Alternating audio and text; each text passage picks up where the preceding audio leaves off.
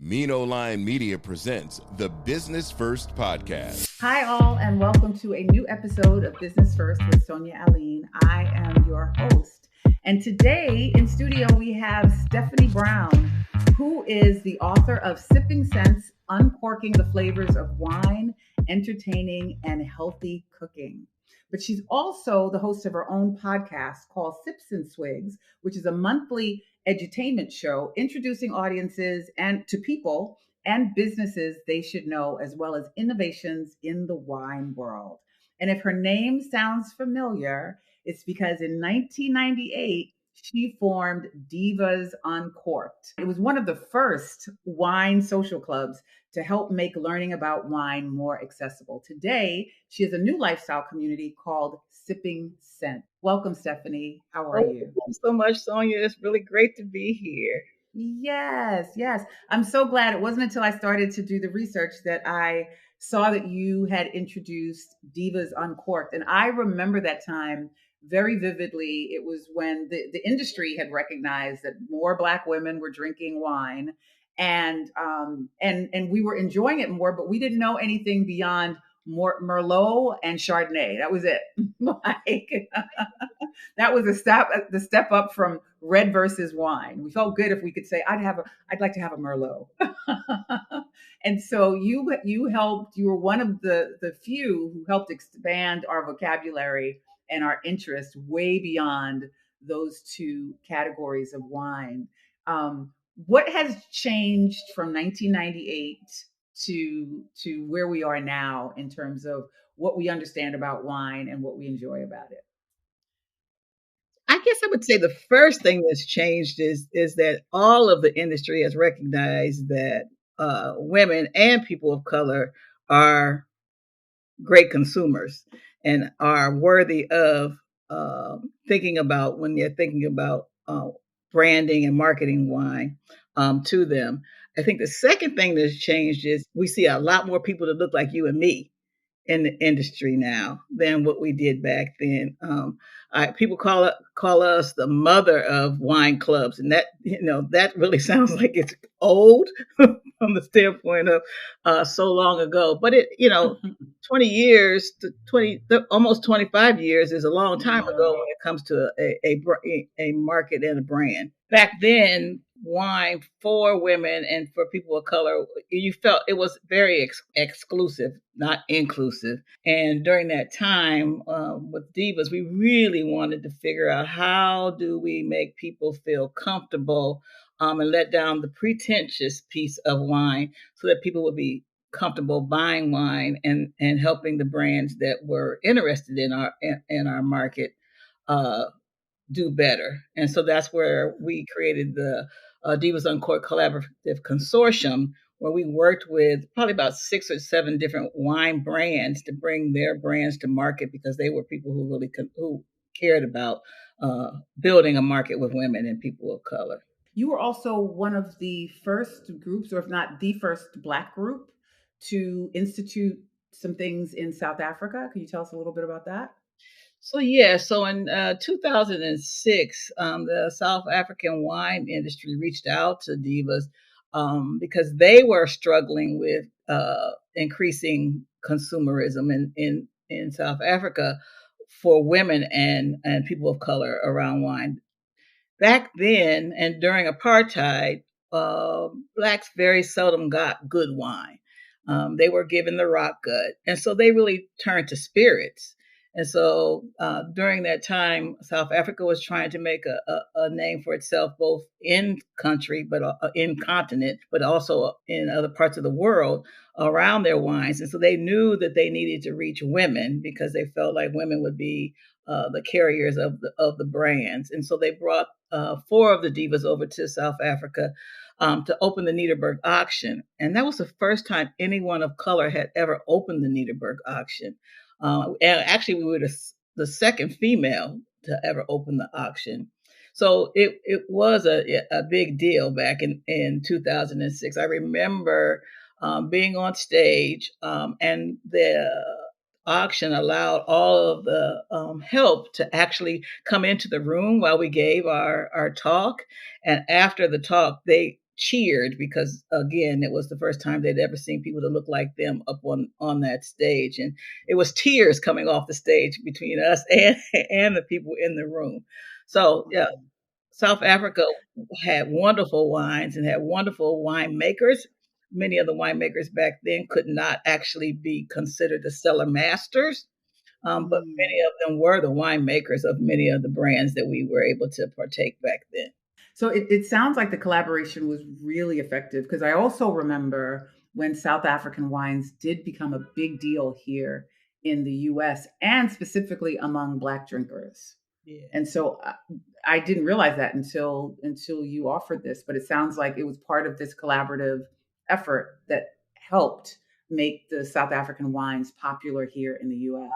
Yeah, there was a woman, her name was Selena Cuff. She actually went to South Africa and worked with a bunch of the wine makers that were bringing brands to market, to help them bring them over here to America. And that, when I met Selena, I actually, by that time I had started my store. I owned a store back in 2008, and I worked with Selena to bring a brand called Seven Sisters to the U.S. And so that was really a lot of fun, because these were seven sisters that each one of them had their own wine, and they were all different, and it was a wonderful story. And still today, stories really are the ones that really matter. That's what sells wine, whether you're a company that is owned by a person of color, or you're a company that's one of the big conglomerates. The only thing that gets sold are wines that actually have a story. And, because there's so many brands on a shelf, how do you know what to buy if you don't kind of know what's behind the brand and the story itself?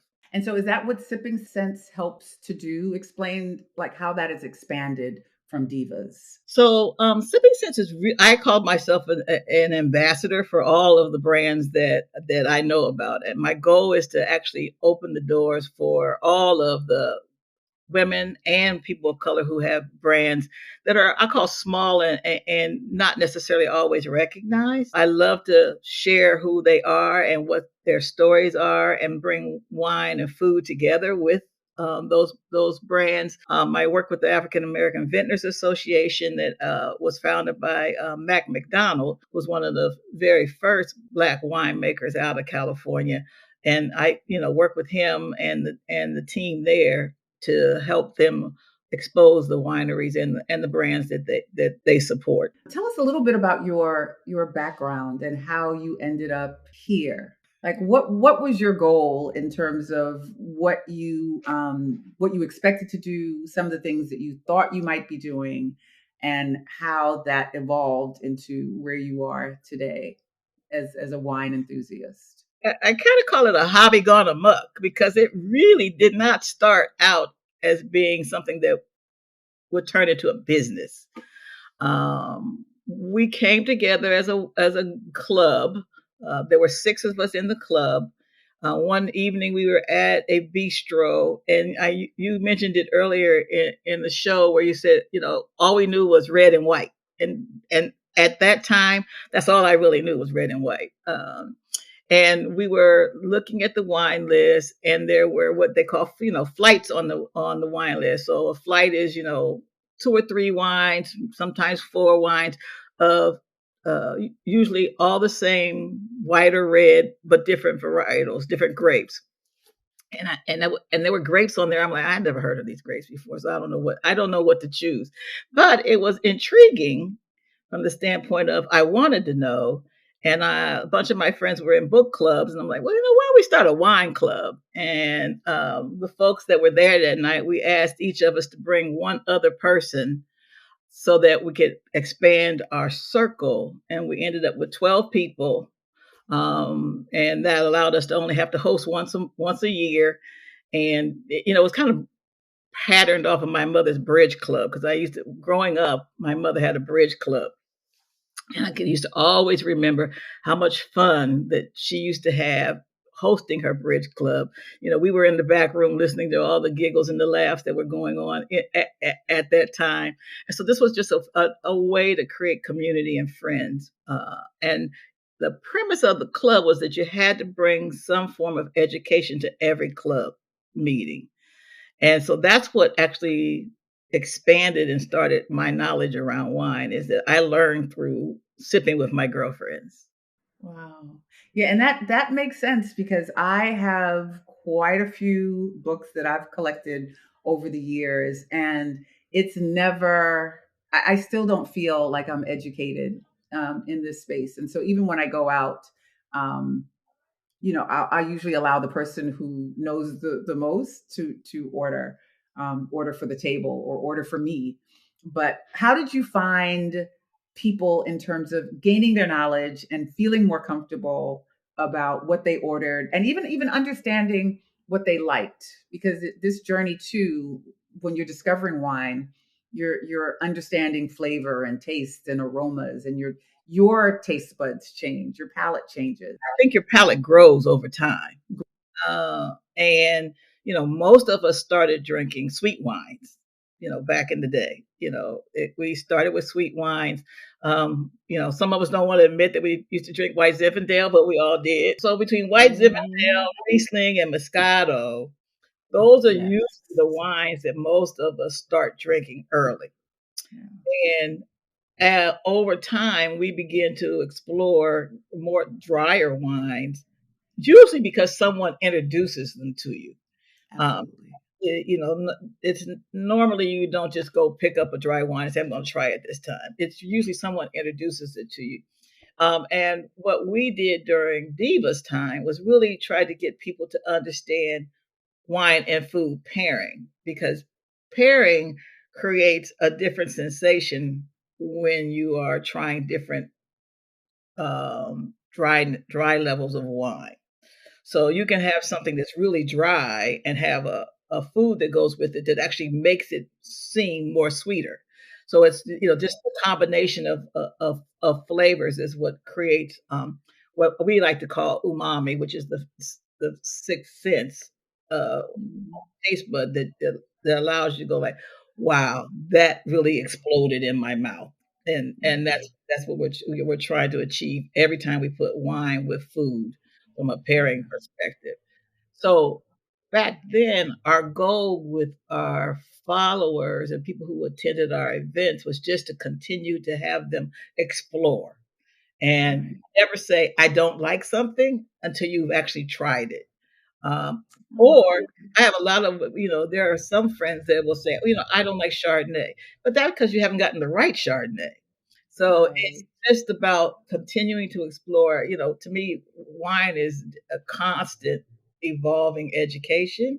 I used to not be so friendly towards French wines until I had French wine in France.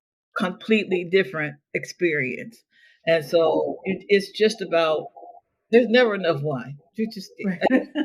You're never going to have it all. So you just have to keep trying and having a good time. Try it. And eventually you will find your palate.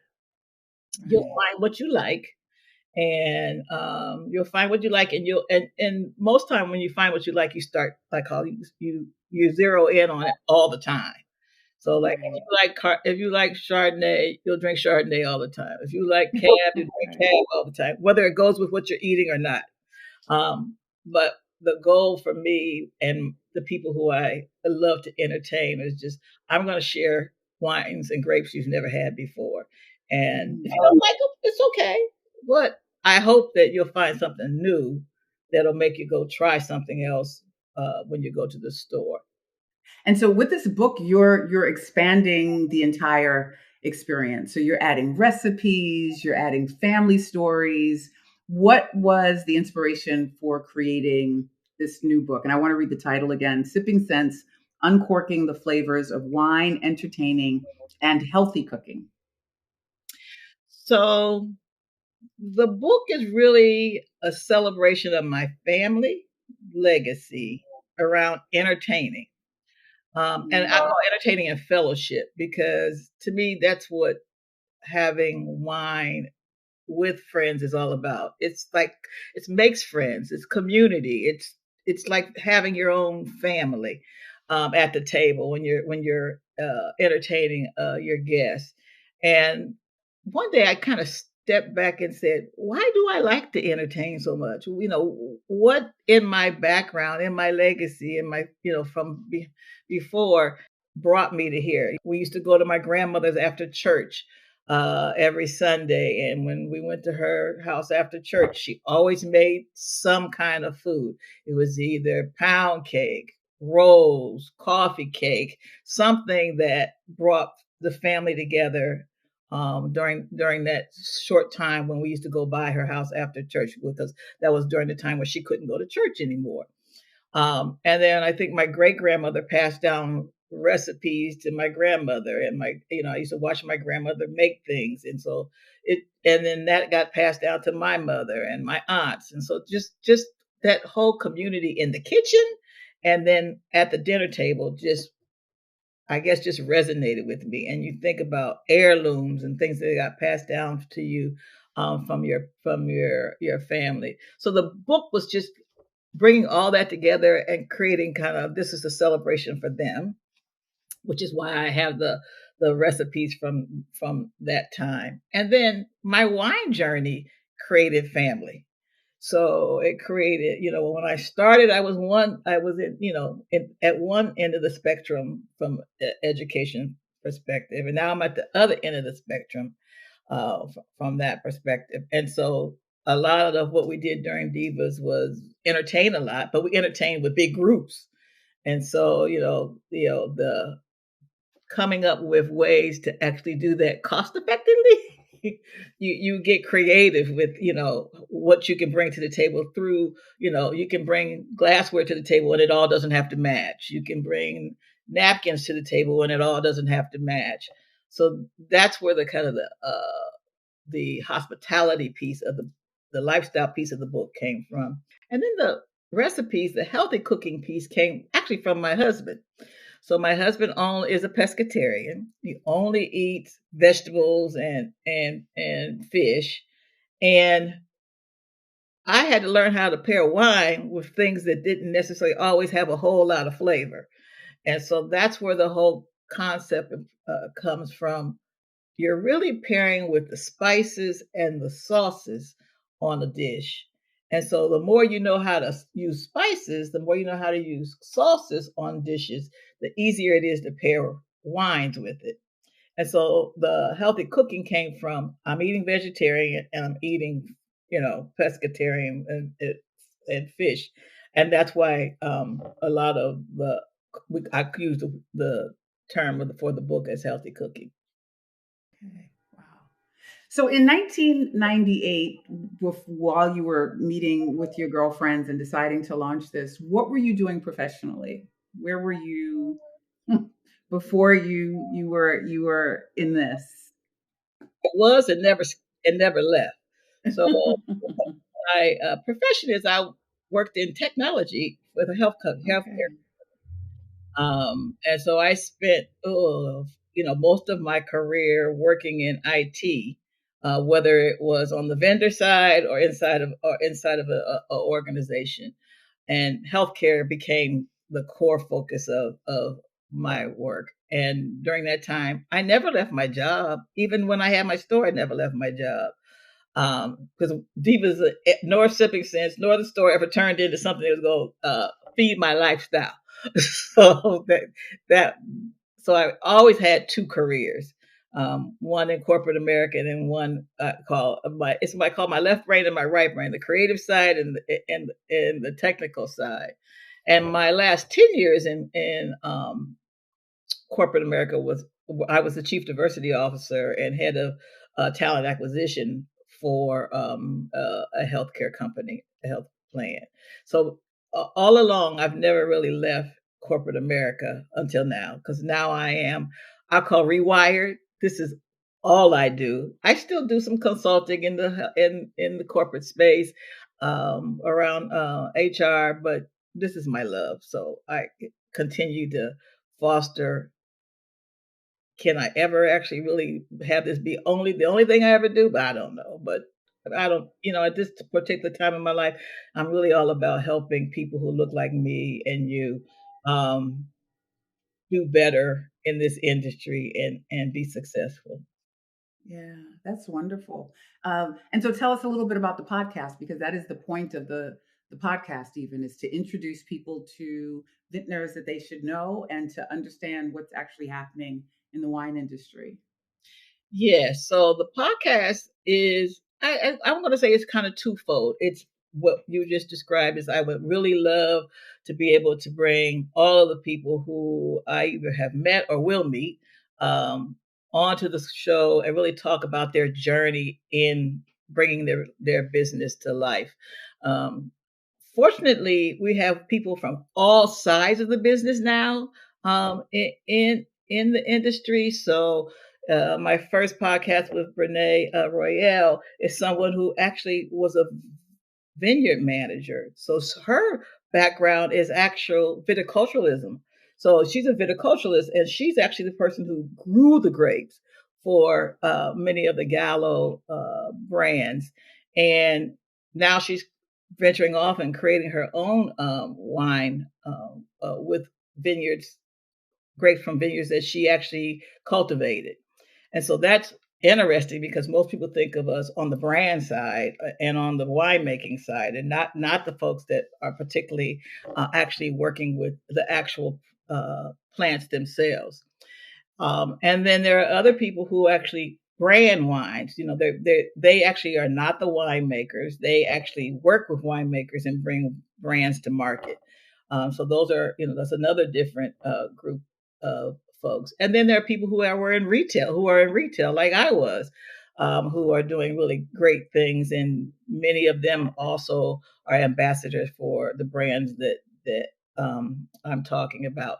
And then there's innovators, and so those also are people who are interesting to talk to. I love to talk to women who either have been given the helm through their families and are doing way more with marketing and innovation for their vineyards.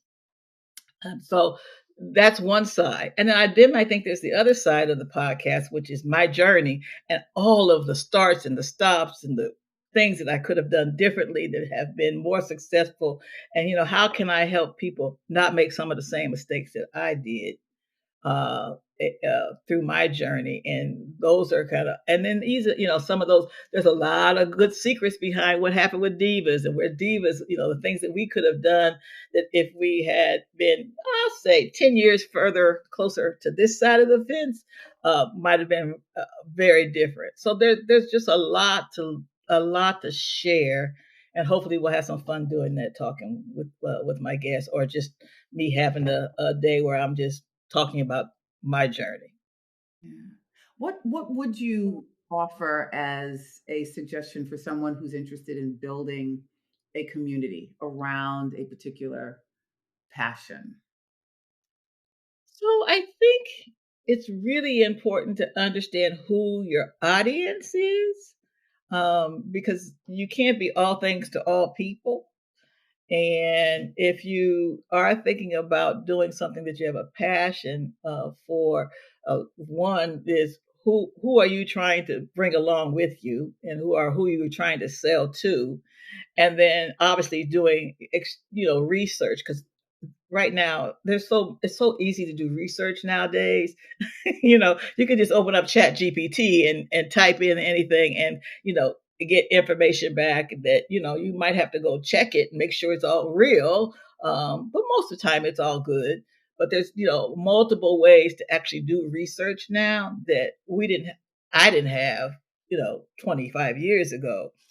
And I think doing your research around what industry you're trying to work yourself into, and really understanding, does it have any long shelf life? Are you bringing something that's different that can turn into something that has a monetary value to you and your family, is really important. So just knowing what you're trying to do, does it have legs, and who you're trying to do it with, are probably the first three things I would do before you jump out there and do anything. What are your favorite wine regions? You said you didn't like French wine until you actually went to France. But what are your favorite regions, destinations? So I think Napa Sonoma is still one of my favorite regions because of the diversity of the wines that come out of that area. You know, some people think of Napa only being a cab area, but there's lots of other great wines that come out. I'm a big Zinfandel, red Zinfandel girl, so it's tons of wonderful Zinfandels that come out of that space. Brown is probably one of my favorite vineyards, Brown Estate. Their Zinfandels are amazing, and I was lucky enough to get introduced to them a long time ago, and I've watched them grow over the years into this really wonderful brand that almost most people of color know. Um, and then I think the second, there's probably three. So Napa Sonoma, I do love Bordeaux because I like blends and I love the way they make their Cab Merlot blends because I like Merlot, and a lot of people don't like Merlot, but I like Merlot is one of my favorites. And I think the third area is probably Chile. And I was lucky enough to go to Chile when I owned my store, so and learn about some different grapes that I didn't know before. And because of the weather there and the heat and the sun and the way it impacts the grapes, you just get really full body, fruity wines from that area. So those are probably the three different areas that I like the most. Wow.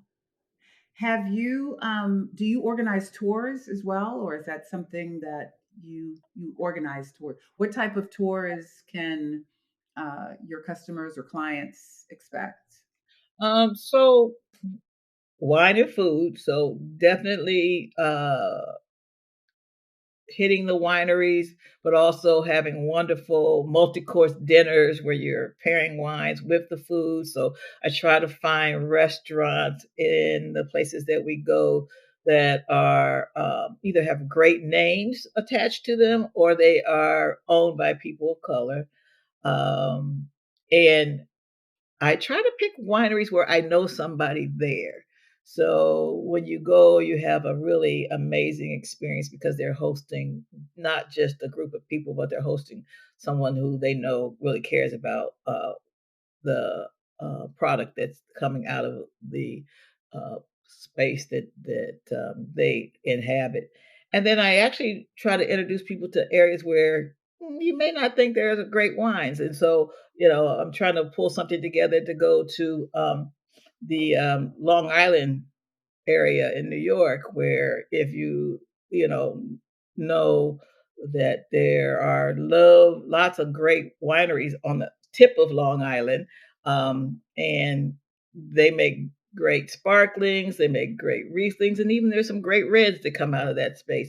So and that's gorgeous in the fall, and so that's another area that people I think would love to go to. And then I actually have done Connecticut wine tours, um, and then also down in Virginia, there's some great wineries down in Virginia as well.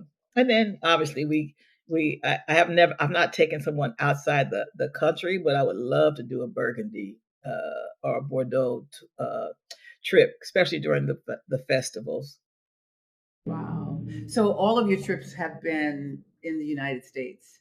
So it's interesting because I didn't know Virginia had vineyards, and my girlfriends and I have been talking about Long Island for several years. So now I'm going to tell them to wait until you organize your trip, and we're gonna join you for that one. And I'm sure folks are waiting for you to take them out of the country. Sounds like Chile would be very interesting. And like you said, Bordeaux as well, right? Oh, Chile and wow. Argentina are both really great places for wine tasting tours. But For wine tasting tours. anywhere you go in the world, wine is an education because it actually takes you back through what's gone on in that area for I'll call generations, centuries and centuries. I always say, I don't think wine was ever meant to be a class divider, only because it used to be water because you couldn't drink the water, if you go far enough back. And wine actually was the beverage of choice for those who needed to have some liquids. So it's just really between the education around the area and then the culture and the food that go along with it. You go on a trip and people say, well, you're going on just a wine tasting trip. No, I'm not just going on a wine tasting. I'm going on a historical trip, because that's usually what you get when you actually do these kinds of events. Well, now that you have more time to develop your community, what can we expect in the future? I think more of the trips, and I usually try to do one or two events on Martha's Vineyard during the summertime when there are a lot of folks here. This year, I'm working on what I call a wine crawl. And it's basically we get picked up, put on a bus, and we do 3 stops. And the highlight is a sunset wine sip. And I'm gotten for August 14th and August 28th are the 2 dates. And the first date, I'm actually hosting Brene Royale, Alicia Towns Franken, and Krishan Lampley, all 3 wonderful women winemakers that we're going to have some fun tasting their wines and pairing them with some great appetizers. So are your is your calendar online? If we go to your website, all of the information is there?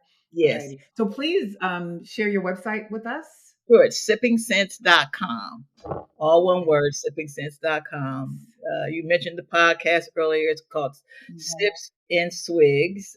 If you just go on Spotify or Apple and just put in Stephanie Browne, it'll pop up. And I am truly excited. Hopefully someone will pick up my book. It's called Sipping Sense, Uncorking the Flavors of Wine, Entertaining and Healthy Cooking. And I hope to see many of their followers following me. Yes, absolutely. Well, Stephanie, thank you so much for coming here. I know I am going to order a copy of the book. I'm going to check your calendar, because when you're coming to New York or Connecticut, I will definitely be on one of those. And I have a gang of girls that we will come and hang out with you for that, and look forward to hearing about all the new things that you will be adding that we can be a part of. That would be lovely. I would love to have you join me. And thank you so much for having me on the show, and happy sipping. Happy sipping. Thank you. And thank you all for listening. We'll be back again next week with another great guest. Take care. The Business First podcast is hosted and produced by Sonia Alleyne. Executive producer Ken Johnson. Find the Business First podcast on Apple Podcasts, Stitcher, Spotify, Odyssey, iHeartRadio, Amazon Music, TuneIn, or wherever you get your podcast. On social media on IG at business_first_podcast. Follow the Mean Old Line Media Podcast Network on IG at Mean Old Line Media. Get the Mean Old Line Media app in the App Store or Google Play. The Business First podcast is a Mean Old Line Media production.